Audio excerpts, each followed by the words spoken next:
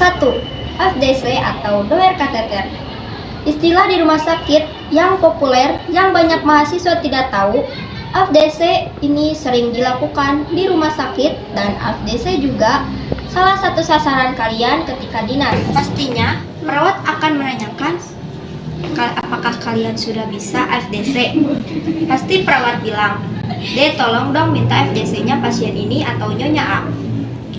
FDC itu adalah doer kateter atau melepas kateter. 2. AFF infus atau melepas infus. Jadi, AFF infus itu adalah melepas infus, biasanya dilakukan sama pasien yang akan pulang atau pasien-pasien yang infusnya veleritis, maka harus dilakukan AFF infus atau melepas infus. 3. Pemplon. Mungkin istilah ini sudah tidak asing di rumah sakit, namun bagi orang yang pertama kali dinas pasti akan merasa kebingungan. Jadi, pemplon adalah alat yang terpasang di pembuluh darah yang ada plaknya. Fungsi plaknya adalah untuk menutupi infusannya. Jadi, pemplon itu digunakan untuk pemasukan obat dan cairan infus. Pasien sudah sangat membaik, maka dokter akan menginstruksikan untuk melakukan pemplon saja. Maka kita tinggal memasukkan pemplon, melepas set infusnya, dan membuang cairan infusnya. 4. GV.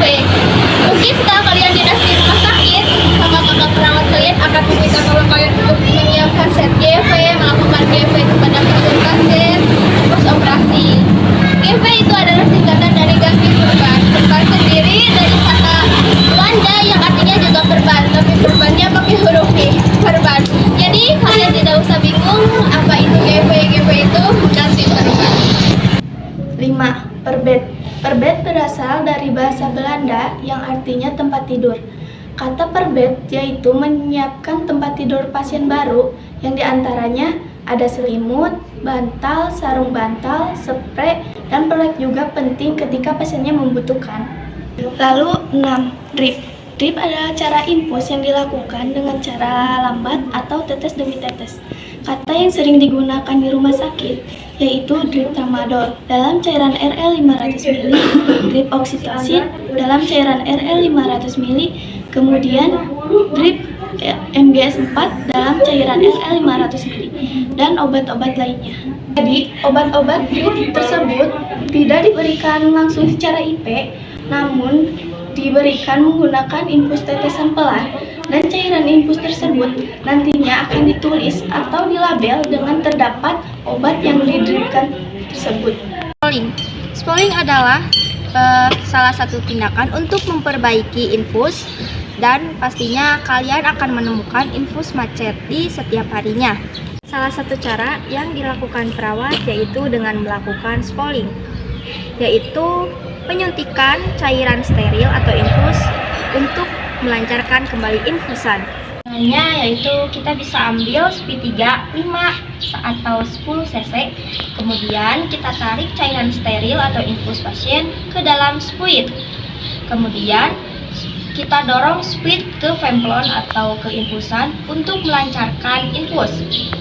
Seperti halnya kita melakukan injeksi obat, namun spooling tidak boleh dilakukan ketika infusan macet dan tangannya bengkak. Karena bengkak mungkin terjadi karena blood cut atau sumbatan darah. Bolus. Mungkin setelah kalian dinas di rumah sakit akan sering juga mendengar istilah bolus. Bolus adalah pemberian obat secara langsung ke dalam intravena. Teknik bolus ini berbahaya karena langsung memasukkan obat ke dalam tubuh manusia. Teknik ini hanya dilakukan kepada pasien yang sangat membutuhkan obat untuk langsung menangani keadaannya, seperti pasien sedang kejang atau gula darah pasien rendah. Kemudian ke-9 ada UT. UT sendiri adalah singkatan dari urin tampung untuk pasien-pasien yang sedang dalam monitor angka dorisisnya atau brain cairannya.